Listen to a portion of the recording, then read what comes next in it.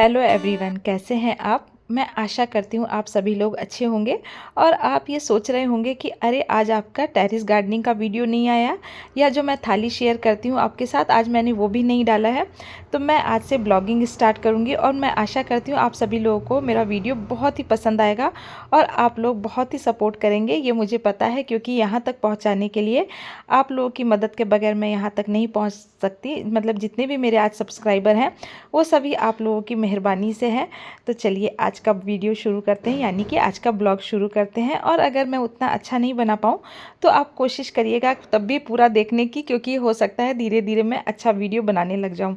तो चलिए आ गई हूँ किचन में और सुबह के बज रहे हैं करीबन 8:30। हस्बैंड मेडिकल लाइन में है तो वो सुबह अर्ली मॉर्निंग चले जाते हैं, यानी कि लगभग वो 7 बजे चले जाते हैं ऑफिस जाते हैं। और वहाँ मतलब जो ज़रूरी काम रहता है उसके बाद वो हॉस्पिटल चले जाते हैं। तो सुबह उनका मतलब लंच बना दिया है और बेटा भी स्कूल चला गया है। करीब करीब सारे लोग चले गए हैं, 2-3 बच्चे चले गए हैं। ऐसे तो मैं आपको बताऊं कि मेरे 3 बच्चे हैं, एक बेटा है और 2 बेटियां हैं। लेकिन मेरे 2 भतीजे हैं, वो हम लोग जॉइंट फैमिली में रहते हैं, तो वो भी हमारे साथ ही रहते हैं, यानी हम उनके साथ रहते हैं या वो हमारे साथ रहते हैं, आप किसी भी तरीके से देख लीजिए। क्योंकि अब तो ऐसा हो गया है कि जैसे हम अगर कहीं चले जाते हैं तो बच्चों को बहुत खलता है, और अगर वो लोग कहीं चले जाते हैं तो हमें भी बहुत ही अकेलापन लगता है। तो इसलिए हम लोग हमेशा साथ में रहते हैं। मेरे भाई हैं, भाभी हैं, 2 बच्चे हैं, यानी कि 2 भतीजे हैं। और मेरे तो बच्चे मैंने आपको बता ही दिए हैं कि 3 बच्चे हैं मेरे। तो हम सभी लोग एक साथ ही रहते हैं, एक फैमिली की तरह। तो सभी लोग बहुत ताज्जुब करते हैं कि आप लोग एक ही फैमिली की तरह इतने समय कैसे रहती हैं, यानी कि ननद और भाभी एक साथ कैसे रह सकती हैं। तो देखिए ये है मेरा बड़ा वाला भतीजा और ये अब स्कूल जा रहा है। इसलिए 10th क्लास में है, इसलिए थोड़ा सा लेट जाता है। इन लोगों को प्रेयर में जाना नहीं होता है। और करीब बर्तन सारे धुल चुके हैं। और बर्तन धोने के बाद अब जो रोज़ का कम से कम कंपलसरी काम रहता है, यानी कि ये तो एकदम ज़रूरी है। जब गर्मी रहती है ना तो सोचते हैं कि सर्दी आएगी तो कपड़े कम हुआ करेंगे, और जब सर्दी आ जाती है ना तो ऐसा लगता है कि गर्मी ही ठीक थी, गर्मी में कपड़े कम होते थे। तो कपड़े धोने का काम तो इतना ज़्यादा होता है कि आप एक दिन रेस्ट नहीं कर सकते। अगर आपने एक दिन सोच लिया कि आज नहीं धोएंगे तो दूसरे दिन इतने ज़्यादा कपड़े हो जाते हैं कि मुझे तो बहुत ही ताज्जुब होता है कि क्या मेरे साथ ही ऐसा होता है कि इतने ज़्यादा कपड़े होते हैं। बहुत ज़्यादा कपड़े होते हैं, क्योंकि घर में सभी बच्चे लोग हैं तो 3-3 4-4 मतलब कपड़े सभी लोग के होते हैं। स्कूल की ड्रेस है, घर की ड्रेस है, फिर शाम को घूमने निकल गए तो उसकी ड्रेस है। कपड़े धोने का काम बहुत ही ज़्यादा होता है। और फिर सभी लोगों को ऐसा लगता है आपका तो कितना अच्छा है, आप तो घर में आराम करती हैं, ये करती है वो करती है। मैंने कहा अच्छा एक दिन घर में रहो तब पता चलेगा। तो अब क्या करेंगे ना कि कपड़े धोने का काम करेंगे। तो सारे कपड़ों को कर लिया है सीधा, यानी कि बहुत लोगों को मैंने देखा है कि मशीन लगाते हैं ना, तो मशीन लगाते हैं तो उल्टे सीधे जैसा भी है सारे डाल दिए। नहीं, आपको ऐसा बिल्कुल भी नहीं करना है। आप पहले फुर्सत से कपड़ों को सीधा करिए और उसके बाद आप कपड़ों को भिगोइए, और कम से कम 10 मिनट आप कपड़े भीगने दीजिए। उसके बाद आप मशीन को चलाइए। तो उससे क्या होता है ना कि कपड़े अच्छी तरीके से भीग जाते हैं। जो कपड़ों में मैल होता है, तो मशीन है, इंसान तो है नहीं कि हर जगह देख देख करके चेक करेगा, वो तो कंटिन्यू चलता रहता है। तो उससे क्या होता है ना कि आपको क्या करना है कि 10 मिनट पहले कपड़े भिगो करके और छोड़ने हैं। तो इस तरीके से अब मैं आज तो मेरे पास ये वाली मशीन है जो सेमी ऑटोमेटिक है। मैं फुल ऑटोमेटिक मशीन मेरे पास नहीं है, क्योंकि जब मुझे इसकी ही ज़रूरत थी तो इसलिए ये लेकर के आए थे। फुल ऑटोमेटिक में मुझे ऐसा लगता है ना कि शायद उसमें पानी ज़्यादा लगता है, और ज़्यादा पानी हमारे यहाँ सीवर की समस्या है, यानी कि सीवर लाइन नहीं है। तो सीवर लाइन नहीं होने के कारण पानी फैलाना बहुत ही टेढ़ा काम है। तो इसीलिए ये वाली है जो सेमी ऑटोमेटिक मशीन है। तो इसमें क्या होता है ना कि पानी कम लगता है। इसमें आप एक बार चला लीजिए, फिर बाहर निकाल करके और आप करिए। और देखिए पानी की बचत के लिए मैंने इस तरीके से नीचे टब लगा दिया है। इससे क्या होता है ना कि जो पानी गिरता है ना वो पानी सारा इसमें जमा हो जाएगा। कपड़े भिगो दिए हैं और 10 मिनट उनको रेस्ट पर छोड़ा है। तो 10 मिनट रेस्ट पर छोड़ने के बाद मैं आ गई हूँ किचन में। सोचा कि खुद भी थोड़ा सा ब्रेकफास्ट कर लिया जाए, क्योंकि घर में बहुत सारा काम रहता है तो थोड़ी एनर्जी की ज़रूरत होती है। और अभी सर्दी है तो सर्दी में तो आपको ज़्यादा एनर्जी, यानी कि शरीर को गर्म रखने के लिए ज़्यादा एनर्जी की ज़रूरत होती है। तो अब मैं क्या करूँगी कि आजकल मार्केट में जो ये खजूर आते हैं ना, ये बहुत ही अच्छे मिलते हैं। मुझे तो बहुत ही ज़्यादा पसंद है, क्योंकि इसमें गुड़ वगैरह कुछ भी डाले हुए नहीं होते हैं और इतने मीठे होते हैं ना, बहुत ही मीठे होते हैं। तो हस्बैंड लेकर के आए थे, ये खजूर लेकर के आए थे, तो बेटा भी खाता है और मुझे तो बहुत ही पसंद है। बेटियां दोनों पसंद नहीं करती हैं, वो बिल्कुल नहीं खाती हैं, जबकि इतने अच्छे लगते हैं। तो मैंने कहा ठीक है कोई मत खाइए, मैं तो खा ही लेती हूँ ना। और उसके बाद मैंने दूध गर्म कर लिया है, तो दूध थोड़ा ज़्यादा ही गर्म किया है, मुझे थोड़ा दूध ज़्यादा गर्म अच्छा लगता है, ऐसा कम गर्म रहता है ना तो थोड़ा कम पसंद आता है। तो दूध गर्म कर लिया और थोड़ा सा दूध बच गया है, उसको रख दिया है साइड में, यानी कि उसमें कोई चाय वगैरह पियेंगे। मैं चाय बिल्कुल नहीं पीती हूँ, पहले मैं चाय पिया करती थी, लेकिन अभी बिल्कुल चाय छोड़ दी है, थोड़ी सी मेडिसिन चल रही है उसके कारण मैंने चाय छोड़ दी है। तो दूध पीने का भी अपना एक मज़ा है। और ऐसे भी कहते हैं कि जब, ऐसे तो मैं अपनी एज नहीं बताऊंगी, लेकिन फिर भी आप मेरे यूट्यूब के फ्रेंड है तो अपनी एज बता देती हूँ कि 40 साल के बाद, अब आप इससे समझ जाइए कि मैं कितने साल की हो गई हूँ। यानी कि 40 साल के बाद आपको मतलब अपनी हेल्थ पर ध्यान देना चाहिए, दूध वगैरह आपको पीना चाहिए।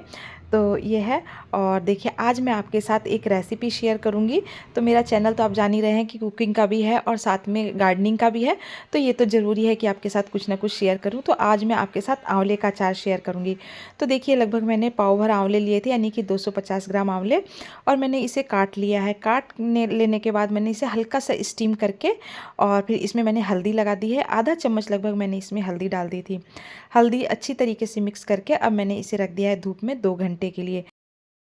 तो धूप में रखने से क्या होता है कि जो इसमें एक्स्ट्रा पानी रहता है ना, वो पानी भी सूख जाता है। तो अचार में पानी बिल्कुल भी नहीं रहना चाहिए, अगर पानी रह जाएगा तो उससे अचार बहुत जल्दी ख़राब हो जाता है।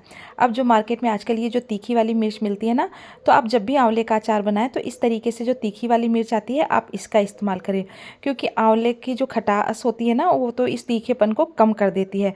तो आप इसी वाली मिर्ची का इस्तेमाल करें, मैं तो हमेशा इसी मिर्ची को डाल करके बनाती हूँ, तो बहुत ही टेस्टी बन करके तैयार होता है। तो ये भी लगभग मैंने 150 ग्राम ले ली थी, यानी कि पाव भर आंवला लिया है 250 ग्राम, और 150 ग्राम मैंने ये हरी वाली मिर्च ले ली है। इसे धो करके और सूती कपड़े से पोंछ लेने के बाद मैंने इसकी इस तरीके से डंडी हटा दी है।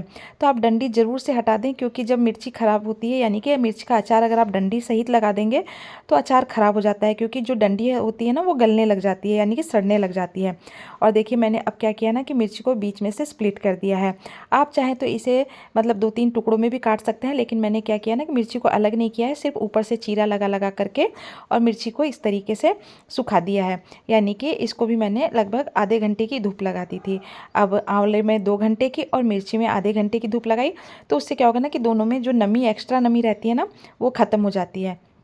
अब मैंने इसे एक गहरे बर्तन में डाल दिया, ताकि जब हम इसमें मसाला मिलाएं तो मसाला मिलाने में हमें बहुत ही सुविधा रहे। अब फ्लेम को ऑन किया है और इस पर चढ़ा दिया है पैन, क्योंकि जो अचार का मसाला बनाएंगे वो हल्का सा भुना हुआ होना चाहिए, तो उससे क्या होता है ना कि अचार की लॉन्ग लाइफ हो जाती है।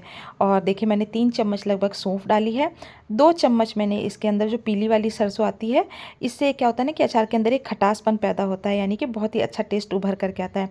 1 चम्मच मैंने इसमें काली वाली सरसों डाली है, आधा चम्मच मैंने इसके अंदर सौंफ डाली है, और सॉरी सौंफ नहीं मतलब मेथी डाली है आधी चम्मच, और 1 चम्मच मैंने इसमें साबुत वाला धनिया इस्तेमाल किया है।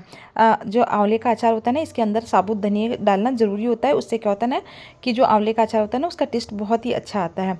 अब क्या किया है ना कि मसाले को अच्छी तरीके से भून लिया है, यानी कि इसको तेज़ फ्लेम पर आपको बिल्कुल नहीं भूनना है, आपको सिर्फ मतलब फ्लेम को लो रख के और आपको कम फ्लेम पर इसे भूनना है।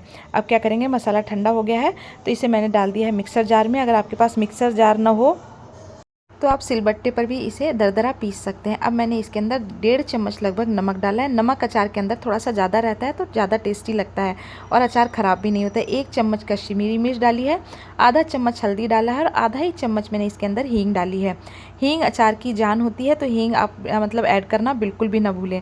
और देखिए अब मैंने इसे दरदरा सा पीस लिया है। तो इस तरीके से आपको इसे दरदरा पीस करके तैयार कर लेना है।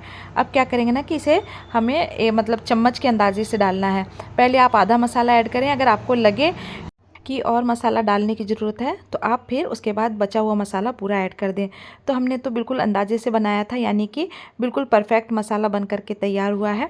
अब मैंने इसे मिक्स कर दिया है और मिक्स कर देने के बाद इसे आपको अच्छी तरीके से मिला लेना है। इस समय आपको इसमें बिल्कुल भी तेल नहीं डालना है, मैं आपको बताती हूँ कि आपको कब तेल डालना है। अब मैंने एक छोटा सा कोयले का टुकड़ा गर्म कर लिया था, यानी कि आग पर गर्म कर लिया है, और उसके बाद मैंने इस पर थोड़ी सी हींग डाल दी है और इस तरीके से जो कांच का मर्तबान आता है ना, इसके अंदर हमने इसे उल्टा करके इस धुएँ को लगा दिया है। तो इससे क्या होता है ना कि अचार बिल्कुल भी ख़राब नहीं होता है, और जो मतलब इसके धुएँ से ये धुआँ चारों तरफ मर्तबान में लग जाता है, तो उससे अचार की लॉन्ग लाइफ हो जाती है। अब क्या करेंगे ना कि मर्तबान के अंदर मैंने 2-3 चम्मच तेल गरम करके डाला है, यानी कि तेल को गरम करना है और फिर उसे हल्का सा ठंडा कर लेना है, और उसके बाद मैंने इसे जार के अंदर डाला है। अब हम सारे अचार को इसके अंदर शिफ्ट करेंगे और धीरे धीरे करके आप इसे अच्छी तरीके से दबा दबा करके इसे मतलब शिफ्ट कर दें, यानी कि अचार को। तो अचार आप दबा करके डालेंगे ना तो मसाला और अचार बहुत ही अच्छी तरीके से सेट हो जाएगा। उसके बाद जो बचा हुआ तेल रहेगा ना, इस तेल को हमें इसके ऊपर डाल देना है।